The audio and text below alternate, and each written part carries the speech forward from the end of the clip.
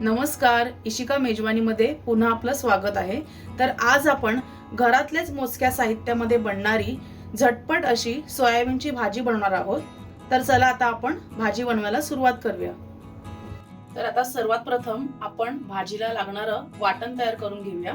तर त्यासाठी इथे मी मिक्सरचं भांडं घेतलंय। त्यासाठी इथे मी अर्ध नारळ घेतलंय, म्हणजे अख्ख्या नारळमधलं अर्ध नारळचे तुकडे करून घेतलेत आणि हे ओलं नारळ आहे। त्याच्यानंतर इथे मी छोटे 2 टोमॅटो घेतलेत, त्याचे पण मी असे मोठे मोठे तुकडे करून घेतलेत, कारण आपल्याला असं पण हे मिक्सर मध्ये फिरवूनच घ्यायचंय। तर आता आपण हे मिक्सर मध्ये घालूयात।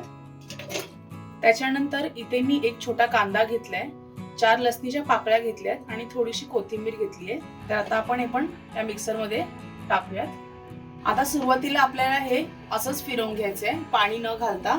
जर नंतर गरज वाटली ना तरच आपण याच्यामध्ये पाणी घालूयात। आता तुम्ही बघू शकता हे बारीक वाटलं जात नाहीये, तर आपण याच्यामध्ये थोडंसं पाणी घालूयात। सुरुवातीला थोडंसंच पाणी घालूयात, म्हणजे अर्ध्या ग्लासापेक्षा पण कमी। हे वाटण आपल्याला एकदम जास्त पातळ नाही करायचंय, जरा घट्टसर वाटायचंय, म्हणून सुरुवातीला पाणी कमी घालायचंय। तर आता पुन्हा आपण हे वाटून घेऊयात। तर आता आपण बघूयात आपलं वाटण व्यवस्थित वाटलं गेलंय का।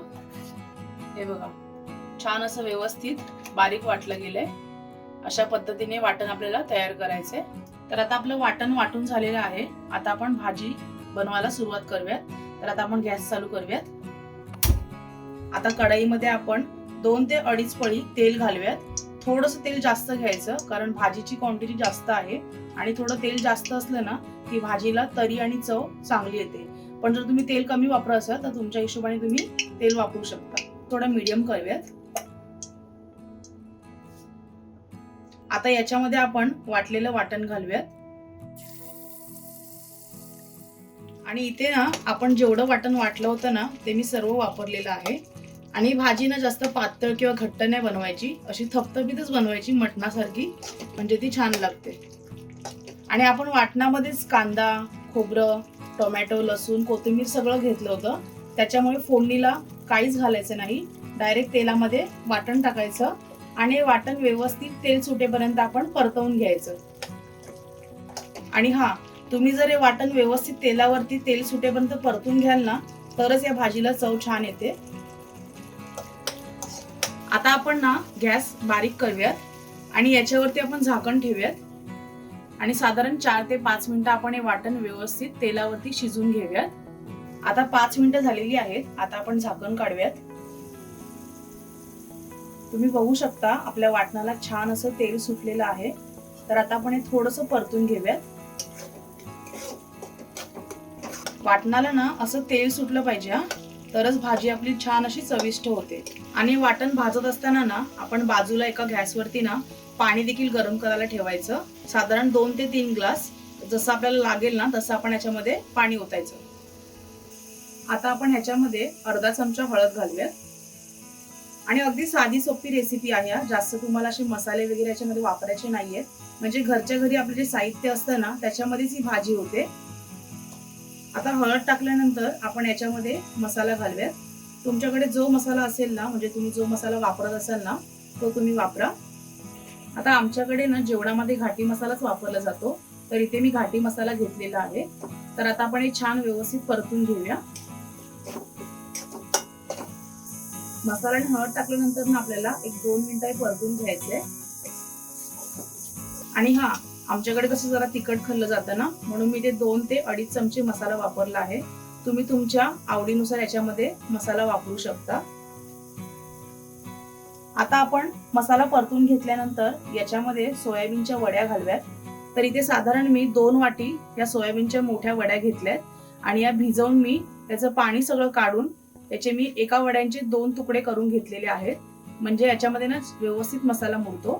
तुम्ही जर सोयाबीनच्या छोट्या वड्या घेतलात ना तर त्या अख्ख्या टाकल्या तरी चालेल, पण इथे मी सोयाबीनच्या मोठ्या वड्या घेतल्या होत्या ना, म्हणून मी एका सोयाबीनचे 2 भाग केलेले आहेत, म्हणजे त्याच्यामध्ये मसाला व्यवस्थित मुरेल।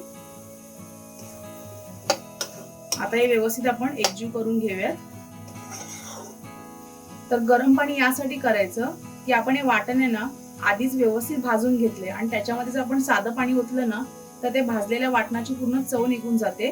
म्हणून याच्यामध्ये गरम पाणी ओतलं ना तर त्या भाजलेल्या वाटणाची चव तशीच राहते आणि तरी देखील व्यवस्थित येते भाजीला. त्याच्यामुळे गरम पाणी याच्यामध्ये ओतायचं. तर पहिलं हे 2 ते 3 मिनिटं असं व्यवस्थित शिजवून घ्यायचं. आता आपण गॅस फास्ट करूयात आणि याच्यामध्ये गरम पाणी ओतूयात. आता हे व्यवस्थित 2 ते 3 मिनिटं परतून घेतल्यानंतर आपण याच्यामध्ये छान असं उकळलेलं पाणी घालूयात. तर इथे मी 2 ग्लास पाणी घेतलंय आणि पाणी ओतताना ना गॅस फास्ट करायचा.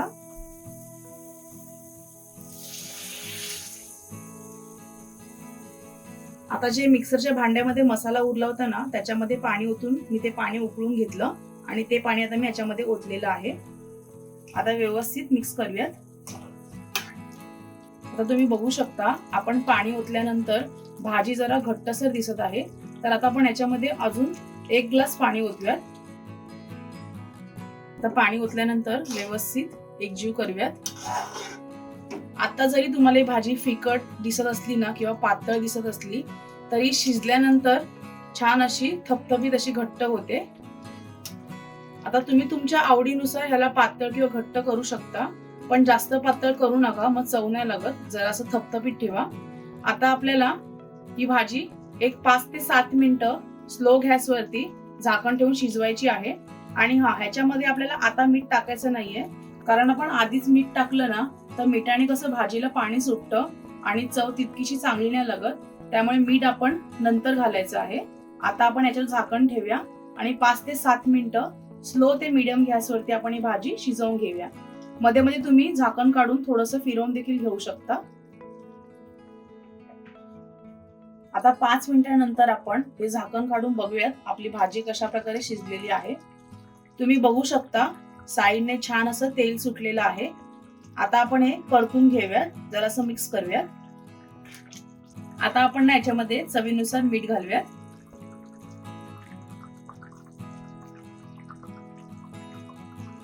आता तुम्ही बघू शकता आपली भाजी व्यवस्थित थपथपीत झाली आहे, म्हणजे एकदम घट्ट पण नाही आणि एकदम पातळ पण नाहीये. आता मीठ टाकल्यानंतर आपण एक 2 मिनिटाची वाफ काढूयात झाकण ठेवून.